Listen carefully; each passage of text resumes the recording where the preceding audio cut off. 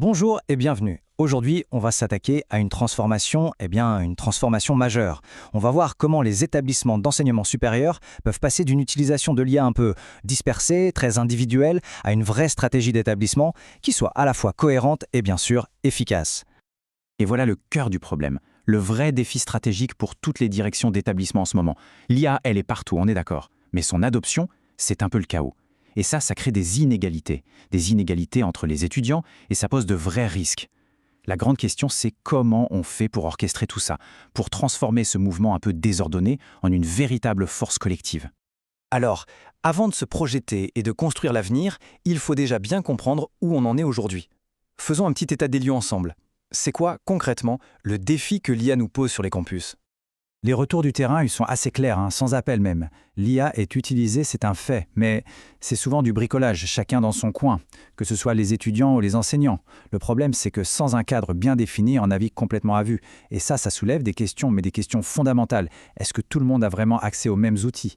Et puis la question qui fâche, où vont les données qu'on donne à ces systèmes? Bon, ce chaos, ce n'est pas une fatalité. Heureusement, il existe une réponse structurée, qui peut vraiment transformer ce défi en une opportunité. L'idée, c'est de bâtir une stratégie solide, qui va reposer sur 5 piliers essentiels. Et l'objectif, soyons clairs, ce n'est pas de réinventer la roue. Pas du tout, c'est plutôt de s'appuyer sur des fondations qui sont solides. Ces fameux piliers, ils constituent un véritable plan d'action pour intégrer l'IA de façon maîtrisée et surtout pour que ce soit bénéfique pour tout le monde.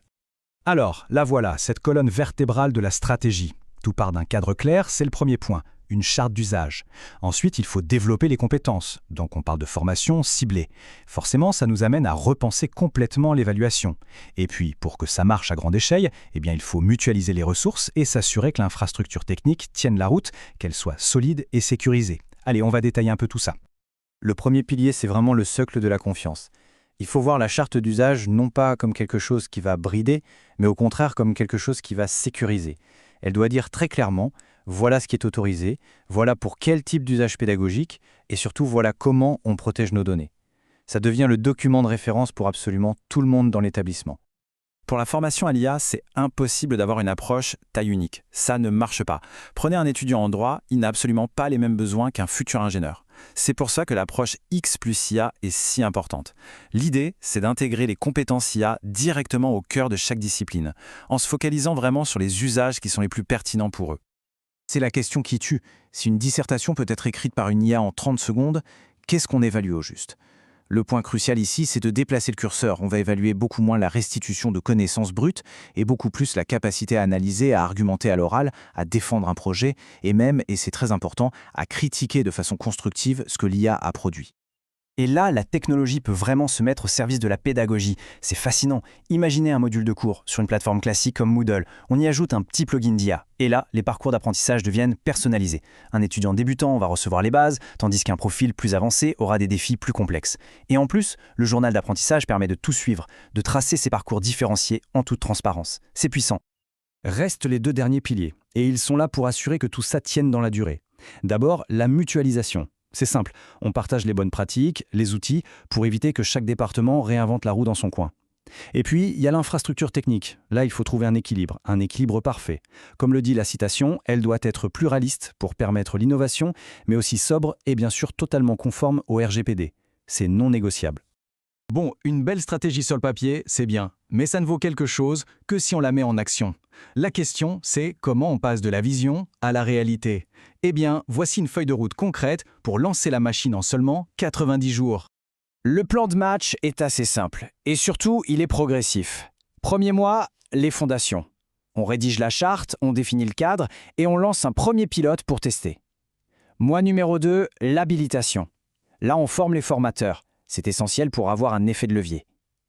Et enfin, troisième mois, on déploie. On passe à plus grande échelle, tout en s'assurant que la gouvernance suit bien le rythme. Et pour que ce soit encore plus concret, regardez à quoi pourrait ressembler un morceau de ce qu'on produit le premier mois. Le canevas de la charte. On y fixe des principes hyper clairs. Par exemple, la transparence non négociable. On doit savoir quand l'IA est utilisée. Autre principe, l'IA c'est un assistant, ce n'est pas un remplaçant de la pensée critique. Et la règle d'or absolue, les données confidentielles de l'établissement ne vont jamais dans des modèles d'IA publics. Jamais. Voilà, on a vu le problème, on a vu la solution et on a vu le plan d'action. Alors, si on devait tout résumer, quelle est la grande idée à retenir de tout ça? Le message clé, il est simple. L'ère du bricolage dans son coin, c'est terminé.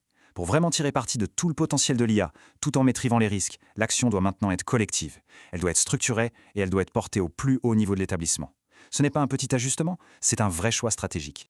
Et du coup, la question finale, elle est essentielle. Que ce soit de réunir un petit groupe de travail ou de lancer un pilote, peu importe, toute grande transformation commence par poser une première pierre.